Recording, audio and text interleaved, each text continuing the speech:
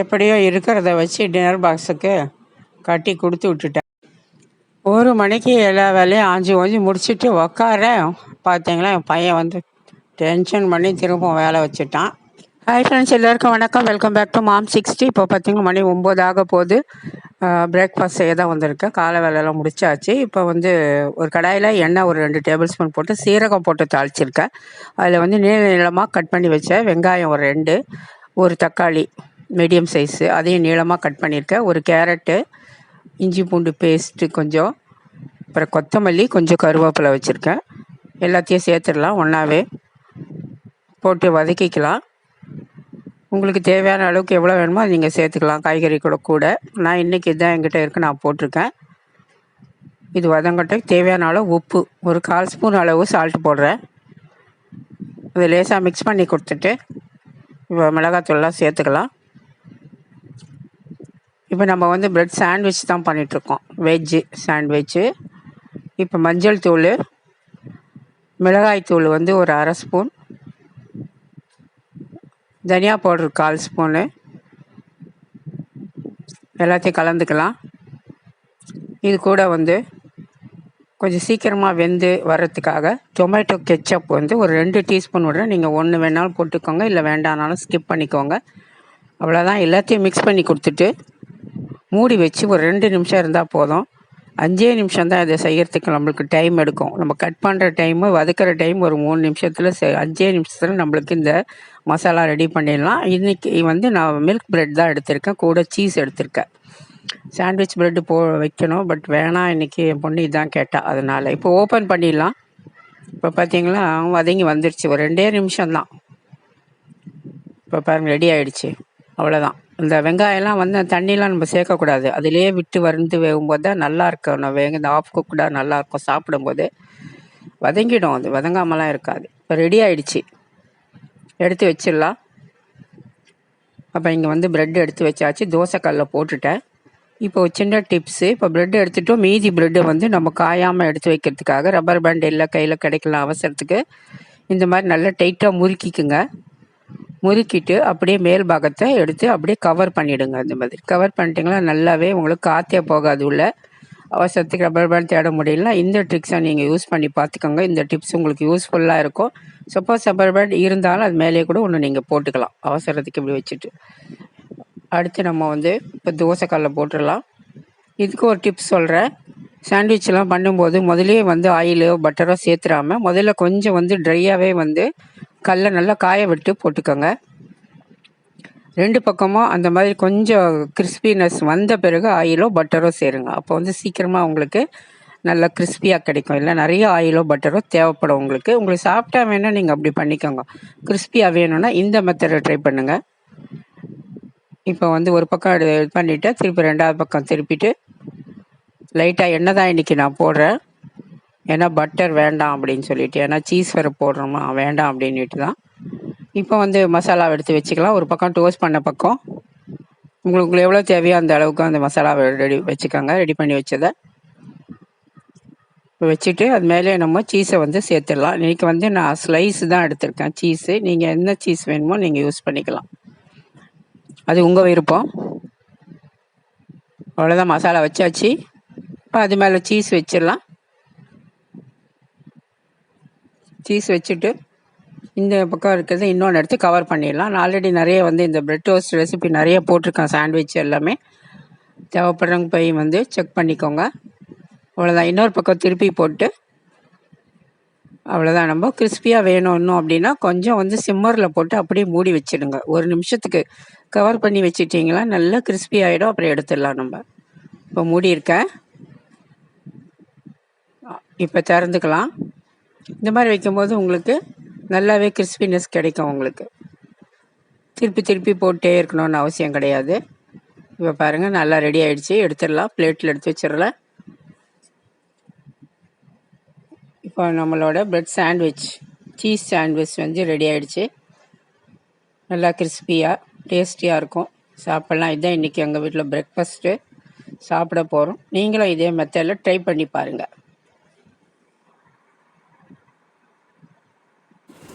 பார்த்தீங்களா மணி வந்து 11:50 ஆகுது. நான் ஒரு வேலை பார்த்துட்டு இருந்தேன், அது என்னங்கிறத நான் சொல்லிடுறேன். இப்போ வந்து ரைஸ் வந்து கழுவி இப்போ தான் போட்டேன், ஒரு 10 நிமிஷம் ஆகுது. இப்போ இங்கே ஒரு சின்னதாக ஒரு கடாய் போட்டுட்டேன். அதில் வந்து கொஞ்சமாக முதல்ல ரசத்தை தாளித்து விட்டுருவோம். ஏன்னா கிட்டத்தட்ட 1/2 hour நான் வந்து வெளியில் போயிருந்தேன். எதுக்கு போயிருந்தேன் பார்த்தீங்கன்னா, ரேஷன் போனேன். இத்தனை வருஷமாக ரேஷன் வாங்கினேன். முட்டாள்தனமான வேலை தான் பார்க்குறது. முட்டாள்தனமான வேலைன்னு சொல்கிறத விட மறதி அதிகமாக இருக்குன்னு சொன்னால் கரெக்டாக இருக்கும். கடுகு கொஞ்சமாக சீரகம் போட்டேன். நினச்சிக்கிட்டே தான் நான் போய் வந்தேன். ஒரே ஒரு காஞ்ச மிளகாய் பாதி மட்டும் கிள்ளி போட்டுக்கிறேன் ரசத்துக்கு. இது எல்லாத்தையும் ஒரு தக்காளி, பூண்டு, கொத்தமல்லி, கருவேப்பிலை எல்லாத்தையுமே அரைச்சி சேர்த்து விட்டுட்டேன். உப்பை சேர்த்துட்டேன். கொதிக்கட்டும், ரசம் பொடியை போட்டுக்கலாம். இங்கே வந்து முட்டை குக்கரில் ஒரு 3 விசில் வச்சு எடுத்துட்டேன். உரிச்சிக்கலாம். அடுத்து ரசம் பொங்கிடுச்சு, ஆஃப் பண்ணிக்கலாம். எப்பவும் போல் வீட்டில் அரைச்ச ரசம் பொடி சின்ன ஸ்பூனுன்னா 2 போடுறேன். நார்மல் ஸ்பூனில் 1 ஸ்பூன் போடுறோம். ரசத்தை எடுத்து ஊற்றிடலாம். ரசம் என்ன 2 நிமிஷத்து வேலை தான். நான் அவசரத்தில் கொத்தமல்லி, கருவேப்பிலை எல்லாத்தையுமே ஒரு சுற்றி போட்டு விட்டேன். அதனால் எதுவுமே போடல. வேணும்னா கருவேப்பிலை வேணால் சேர்த்துக்கலாம். அவ்வளோதான். அம்மனோட வந்து பொடி ரசம் வீட்டில் பண்ணது ரெடி ஆகிடுச்சு. இதில் கருவேப்பிலை போட்டாச்சு. ஆல்ரெடி போட்டேன். இருந்தாலும் கொஞ்சம் வாசனை இருக்கட்டும் போட்டுட்டேன். அப்படியே மூடி வச்சுருவோம். ரசம் ரெடி ஆகிடுச்சு. அடுத்து இங்கே கடாய் போட்டுட்டேன். இந்த கடாயில் வந்து நம்ம என்ன பண்ணலாம், கடாய் காயிட்டோம். இப்போ கடாய் நல்லா காஞ்சிடுச்சு. இந்த கடாயிலே வச்சுக்கலாம். நான் சரி இப்போ வந்து இது கொஞ்சம் குழம்பு ஊற்றிடுறேன். சாரி, கொஞ்சம் எண்ணெய் சுட்ட எண்ணெய் மீதி இருக்குது. அது கொஞ்சம் எண்ணெய் கான்ஃப்ளாக்ஸ் மிக்சர் போட்டுக்கலாம். வேறு எதுவும் இல்லை, அது ஊற்றியாச்சு. இது வந்து இப்போ நம்ம என்ன செய்ய போகிறோம் அப்படிங்கிறத நான் சொல்கிறேன். காசு டிச்சிருப்பா. வெந்தயம் கொஞ்சம், சீரகம், கடுகு, கொஞ்சமாக வந்து வடகம், வீட்டில் போட்ட வடகம்.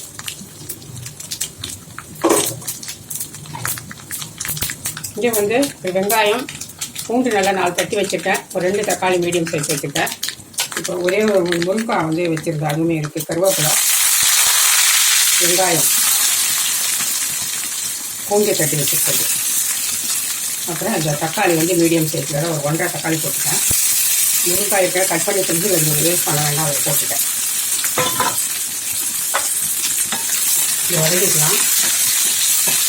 நம்ம வந்து என்ன செய்கிறோம் பார்த்தீங்கன்னா, தொக்கு காஞ்ச நெத்திலி தொக்கு தான் செய்ய போகிறோம். அதுக்கு நெத்திலி பார்த்தீங்கன்னா வாஷ் பண்ணி நல்லா சுடுதண்ணிலாம் போட்டு கழுவி எடுத்து வச்சுருக்கேன். கொஞ்சமாக உப்பு போட்டுக்கலாம். இதில் வதங்கிறதுக்கு இதை மூடலாம், மூடி வைக்கலாம். இந்த பக்கம் வந்து ஒரு சின்ன சவுச்சவை வந்து கட் பண்ணி வச்சுருக்கேன்.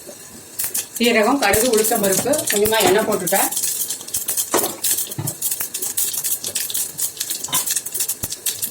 ஒரு 2 டீஸ்பூன் எண்ணெய், பூண்டு தட்டி வச்சுருக்கேன். ஒரு வெங்காயம் கட் பண்ணி வச்சுருக்கேன் மீடியம் சைஸ்.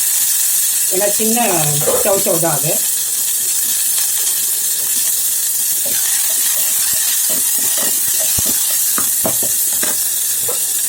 அதுலேயே நம்ம கட் பண்ணி வச்சுருக்கேன் சவுச்சவ் சேர்த்துக்கலாம். இது ஏன்னா நான் மட்டும்தான் சாப்பிட்ணும், இது யாரும் சாப்பிட மாட்டாங்க. அதனால கொஞ்சமாக தான் இருக்கு போட்டுட்டேன். நிறைய சேர்த்து கொஞ்சமாக உப்பு, ரொம்ப வேண்டாம், இவ்வளோ போதும். மிளகாய் தூள் கொஞ்சமாக போட்டுக்கலாம். கொஞ்சம் மஞ்சள் தூள், மிளகாய் தூள் வந்து ஒரு 1/4 ஸ்பூன், தனியாக போட்டு கொஞ்சம், அவ்வளோதான். வதக்கிட்டு தண்ணி ஊற்றிட்டு ஒரு விசில் வச்சுட்டு எடுத்துகிட்டு போகிறோம். காய் பொடி எதுவுமே இல்லை, வேஸ்ட் ஆகுது. காய் ஃப்ரிட்ஜில் வச்சு எங்கள் ஃப்ரிட்ஜ் வேறு லட்டு வந்ததுலேருந்து கெட்டு போயிருக்கு இல்லையா. இங்கே கொஞ்சம் தண்ணி, கருவேப்பிலை எல்லாம் சேர்த்துட்டேன், பூண்டு எல்லாம். அவ்வளோதான். மூடிட்டு ஒரு விசில் வரட்டும், நம்ம ஆஃப் பண்ணிக்கலாம். இந்த பக்கம் மூடி வச்சுருந்தால வெங்காயம், தக்காளி எல்லாம் உப்பு போட்டுருந்தோம்னா நல்லா வதங்கி வச்சுப்பேன்.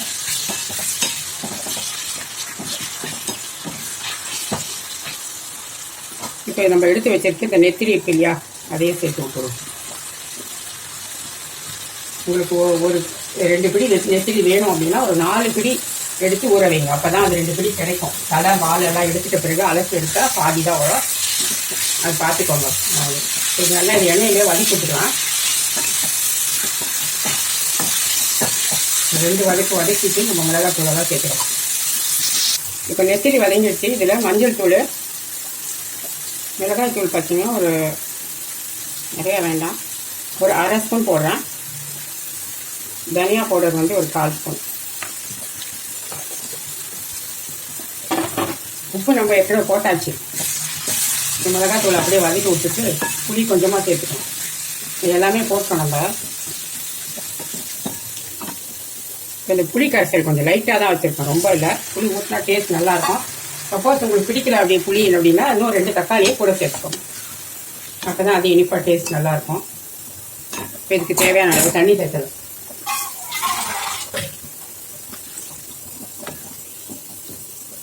அவ்வளோதான்.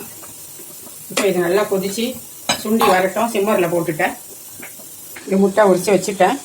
அடுத்து இங்கே வந்து குக்கர் ஓப்பன் பண்ணிட்டேன். இப்போ தான் ஜஸ்ட்டு ஒரு நிமிஷம் கூட ஆகலை, வெந்துடுச்சு. நான் வசமாக எடுக்கணும் 2 விசிலாக வச்சுட்டேன். அதனால் குழையில உடனே திறந்துட்டேன். அதனால் 2 விசில். அப்படி இல்லைன்னா நீங்கள் 1 விசிலே போதும், வெந்துடும். இதை அப்படியே கொஞ்சம் வரல வச்சு எடுத்துடலாம். இப்போ வந்து பொரியல் ரெடி ஆகிடுச்சு. அவ்வளோதான். அதை அப்படியே ஆஃப் பண்ணிவிட்டு பவுலில் மாற்றிடலாம். உப்பு பார்த்துக்கோங்க, பிகினர்ஸு நமக்கு தெரியும். அதனால் நான் அப்படியே தோராயமாக வாயில் வச்சு பார்க்காமே வச்சிடுறேன். பிகினர்ஸாக இருந்தால் கொஞ்சம் வாயில் போட்டு பாருங்கள். இந்த பக்கம் நெத்திலி தொப்பு ரெடி ஆகிடுச்சா பார்க்கலாம். ஒரு முறை நான் வந்து மிக்ஸ் பண்ணி தான் விட்டேன். நல்லா எண்ணெயெல்லாம் பிரிஞ்சு நல்லா வரணும், வெந்துடணும் நெத்திலி. அது வரைக்கும் மூடி போட்டு ஒரு 10 நிமிஷம் நல்லா கொதிக்க விட்டோம்னா வெந்துடும். இப்போ குழம்பு ரெடி ஆகிடுச்சா பார்க்கலாம்.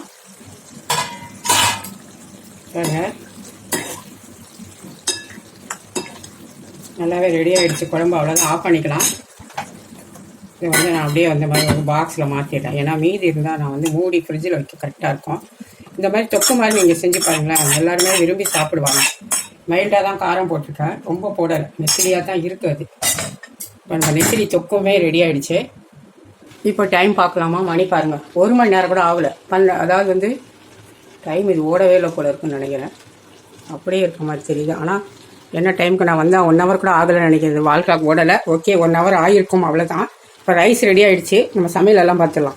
இங்கே வந்து நெத்திலி தொக்கு, அதில் ஒரு முட்டை பாயில் பண்ணி போட்டிருக்கேன். அடுத்து இங்கே வந்து சவுச்சவ் பொரியல். அடுத்து வந்து இங்கே வந்து நல்லா ஒரு பொடி ரசம். அடுத்து இங்கே வந்து நம்மளோட ஃபேவரட் மாம்பழம். அடுத்து இங்கே வந்து பாவக்காய் வந்து பச்சடி, அதாவது இனிப்பு கடலைப்பருப்பு பொரியல் கொஞ்சம் இருக்குது. அது இல்லாமல் இங்கே கேசரி, நேற்று பண்ணது கேசரியும் இருக்குது. நம்ம லஞ்ச் எல்லாமே ரெடி ஆகிடுச்சு. இது தயிரும் இருக்குது. அவ்வளோதான்.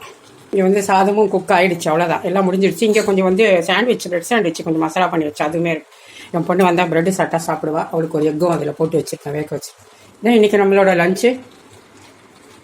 எங்கெல்லாம் என் பையன் திடீர்னு வந்து டின்னர் பாக்ஸ் கேட்டான். சரின்னு இப்போ நான் வந்து ப்ரெட்டு சாண்ட்விச் தான் வச்சுருக்கேன். அதுக்கடுத்து வந்து சாப்பிட்றதுக்கு தோசையே சுட போகிறேன். இப்போ மத்தியானம் 1:30 மணி ஆகுது. இப்போ வந்து கூட கொஞ்சம் கேசரியுமே கொடுத்து விட்றதுக்கு வச்சுருக்கேன். இது வந்து டின்னர் பாக்ஸுக்கு. இப்போ இங்கே வந்து தோசை ஊற்ற போகிறேன். அடுத்து பார்த்தீங்கன்னா மணி 2 ஆக போகுது. டைம் ஆனதும் தெரியல, வால் கிளாக்கு ஓடவே இல்லை. சரி சாப்பிட்லான்னு வந்திருக்கேன். டின்னர் பாக்ஸை கட்டி வச்சுட்டேன். என்னென்ன இருக்கோ அதெல்லாம் வச்சு எவ்வளோ டென்ஷன் பண்ணி என்னை விட்டுட்டான். இப்போ சாதம் கொஞ்சம் எடுத்து வச்சுட்டேன். அதுக்கப்புறம் இன்னும் உட்காந்துட்டு இருக்கோம். பசி இல்லாத மாதிரி இருக்குது. சடனாக தான் ஒரு மாதிரி ஆகுதுன்னு வந்து போட்டிருக்கேன். இது எனக்கு சாப்பிட்டோன்னா என்னென்னு எனக்கே ஒரு சந்தேகத்தில் தான் போட்டிருக்கேன். நெத்திலி, காஞ்ச நெத்திலி தொக்கு பண்ணியிருக்கேனே, கொஞ்சம் கூட சாப்பிடுவேன் தான் சாப்பாடு கொஞ்சம் ஃபுல் பவுல் வச்சுருக்கிறேன். இப்போ நெத்திலி தொக்கு வச்சிடலாம். கூட வந்து முட்டை 1 எல்லாத்தையும் வாரி வச்சுக்க போகிறேன். சாப்பிடுவோன்னா என்னன்றது சாப்பிடும்போது தான் தெரியும். அதுக்கப்புறம் வந்து சவுச்சவ் பொரியல் அதையும் வச்சுக்குவோம். அடுத்து வந்து நேற்று வச்ச பாவக்காய் வெல்லம் போட்டு பொரியல் இருக்குது, அது கொஞ்சம் இருக்குது. அதை வச்சுட்டு நம்மளோட ஃபேவரட் மாம்பழம் கொட்டை அதையும் வச்சாச்சு. டெய்லி கொட்டை சாப்பிட்றது தான் வேலை எனக்கு. அடுத்து வந்து கேசரி எப்படி இப்படி காலி ஆகட்டும்னு பார்த்து கடைசியாக கொஞ்சம் இருக்குது, அதையும் வச்சுக்கிறேன். ரசம் இவ்வளோ இருக்குது. கடைசியில் பார்த்தீங்களா என் பொண்ணு வெறுமனே கேசரியும் டீயும் குடிச்சிட்டு வெளியே போயிருக்கா. அப்புறம் நம்ம என்ன செய்ய சொல்லுங்கள்? எல்லாத்தையும் வச்சுட்டு போயாச்சு. இப்போ என் பையனுக்கும் எதையோ வச்சு அட்ஜஸ்ட் பண்ணி கொடுத்து விட்டுட்டேன். கூட ஒரு சப்பாத்தி உருண்டை மாவு இருந்து அதையுமே சுட்டு உருளைக்கிழங்கு மசாலாவையும் வச்சு எப்படியோ உப்பேற்றி அவனுக்கு டின்னர் பாக்ஸில் கொடுத்து விட்டுட்டேன். இப்போ சாப்பிட வேண்டியது தான். அடுத்து செஞ்சு சாப்பிட்டு பார்ப்போம்.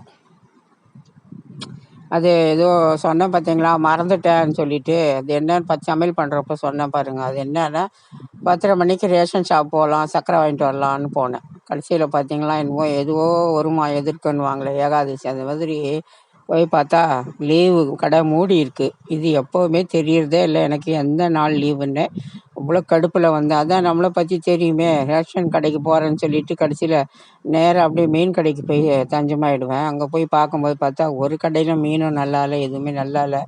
சரி, அங்கேருந்து ஒரு அரை மணி நேரம் டூ வீலரில் தான் போயிருந்தேன். அப்படியே சுற்றிக்கிட்டு வீட்டுக்கு வந்து கடைசியில் இந்த காஞ்ச நெத்திலி தான் எடுத்து போட்டு குழம்பு வச்சாச்சு. இப்போ குழம்பு பார்த்தீங்கன்னா மைல்டான ஒரு காரத்தோடு தான் இருக்குது. ஏன்னா தொக்காட்டம் நம்ம செஞ்சுருக்கோம், தக்காளியெல்லாம் நிறைய சேர்த்து. நல்லா தான் இருக்குது. ஆனால் என்ன தெரியல, எனக்கு கொஞ்சம் சாப்பிட பிடிக்காத மாதிரி தான் தெரியுது. எப்படியோ முடிஞ்ச அளவுக்கு இதை சாப்பிட்டு காலி பண்ண வேண்டியது தான். வந்த கடுப்பில் கடைசியில் வந்து கேலண்டரில் எடுத்து குறிச்சே வச்சுட்டேன். Second Friday ration shop holiday அப்படின்னு எழுதி வச்சுட்டேன். அப்போது மண்டையில் நம்மளுக்கு ஞாபகம் இருக்குதானே. ஏன்னா வர வர மறதி அதிகமாக போயிருக்கு. சரி, சாப்பிட்டு முடிச்சுட்டு அடுத்த வேலையை பார்ப்போம் நம்ம. இந்த வீடியோ உங்களுக்கு பிடிச்சிருந்தா மாம்சத்துக்கு லைக்கு ஷேரு சப்பெல்லாம் பண்ணி வச்சுக்கோங்க. நிறையா வந்து வீடியோஸு நான் டெய்லி வீடியோஸ் போட்டுட்டு தான் இருக்கிறேன். எல்லோரும் பார்க்குறீங்க, சப்ஸ்கிரைபும் நிறைய பண்ணுறதில்ல. நிறைய பேர் இப்போ அதிகமாக பார்க்கவும் மாட்டேங்க. தயவு செஞ்சு பிடிச்சிருந்தா லைக்கு ஷேரு சப்பெல்லாம் பண்ணுங்கள், ஷேர் பண்ணி விடுங்க. இதுக்கப்புறம் நம்ம இன்னொரு விலாகில் சந்திக்கலாம். நன்றி, வணக்கம்.